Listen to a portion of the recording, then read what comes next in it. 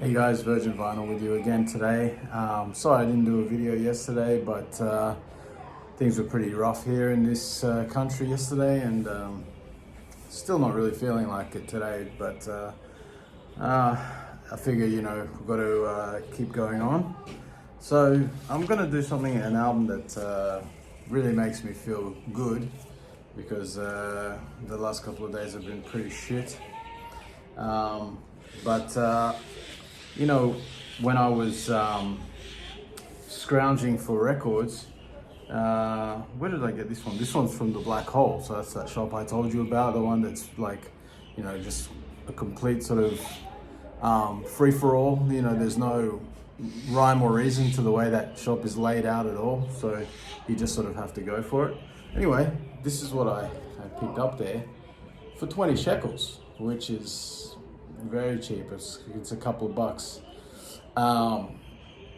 It's like $5, I think, something like that. American.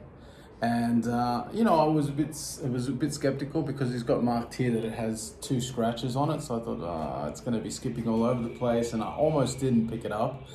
But luckily he has a turntable there, so I had a bit of a quick listen to it, and it seemed okay. Obviously I didn't stand there and listen to the whole record, but I thought, for 20 shekels, it's worth taking a punt, because I adore this album. This is one of my favorite Scorpions albums.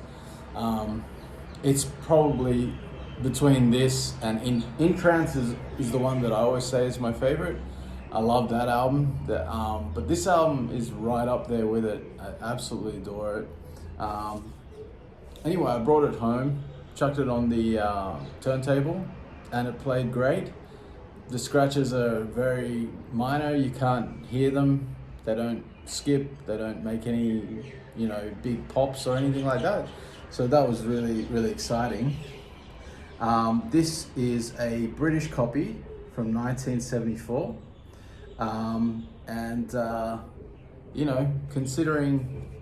Considering its age and the fact that I got it so dirt cheap, I was very stoked with this acquisition.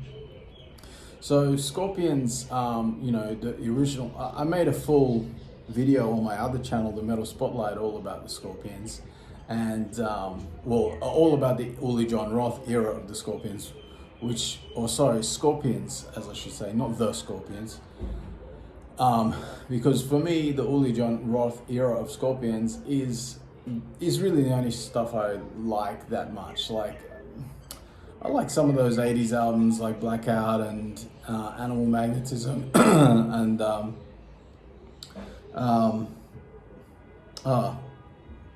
what's it called? The one with the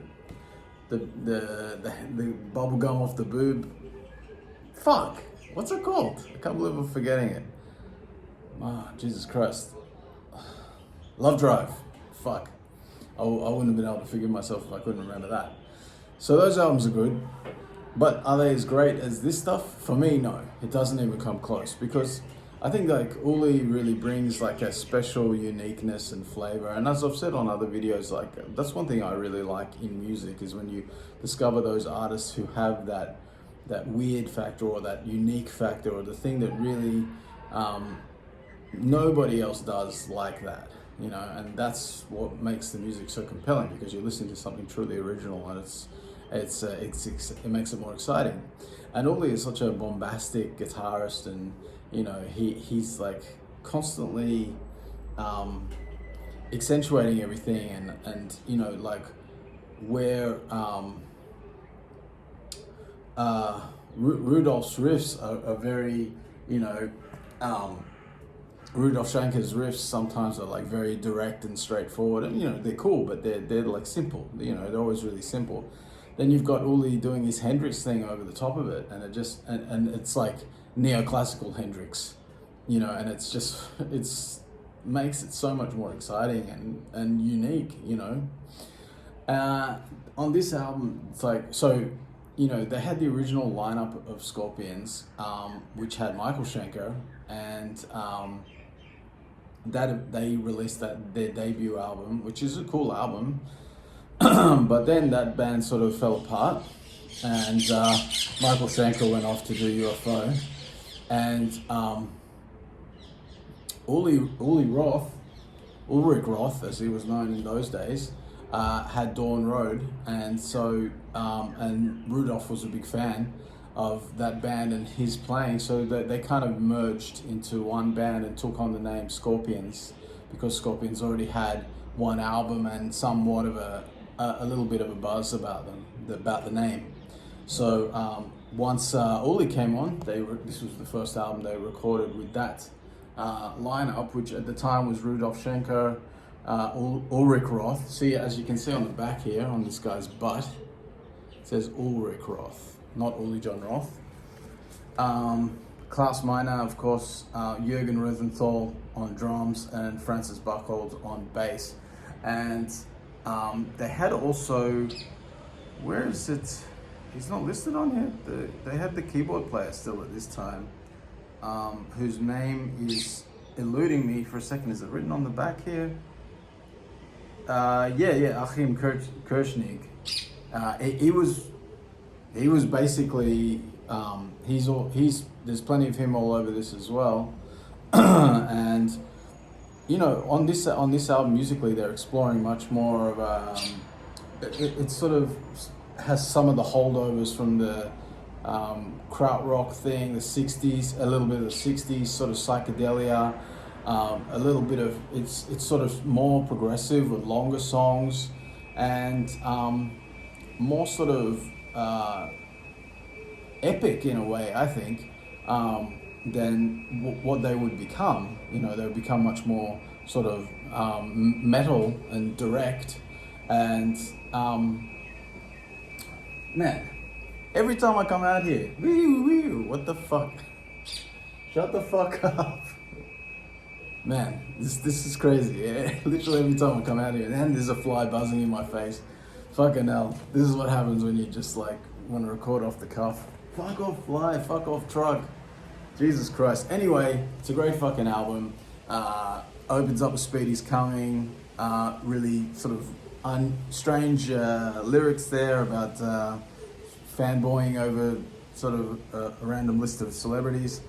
They Need a Million, great song. Drifting Sun, which is an Uli number. Fly People Fly, great song.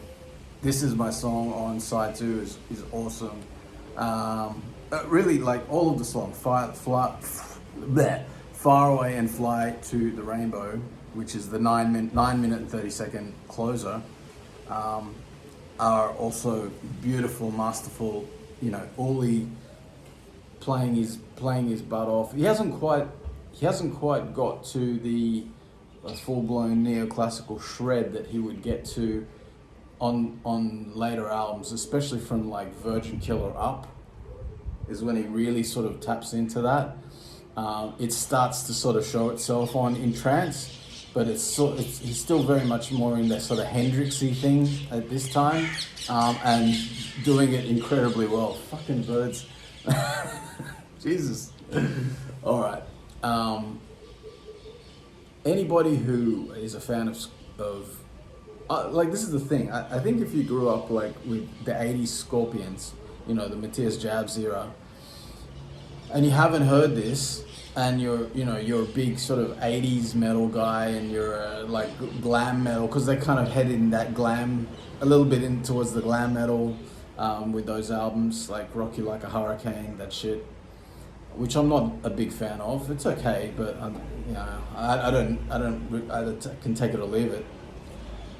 I think you know, unless if that's what you're really into, you might not like this stuff. But if you like 70s metal, 70s hard rock and heavy metal, then, and you haven't heard these Scorpions albums for whatever reasons, do yourself a favor. This is killer stuff. Absolutely beautiful album. Notwithstanding the really weird album cover. I mean, what is going on there? Like, where is this guy going? He's got like airplane propeller feet, and there's some sort of weird helmet with a scorpion inside. Like the scorpion is the brain or something. And he's holding this flag, this rainbow flag. Maybe he's going to a pride parade or something, I don't know.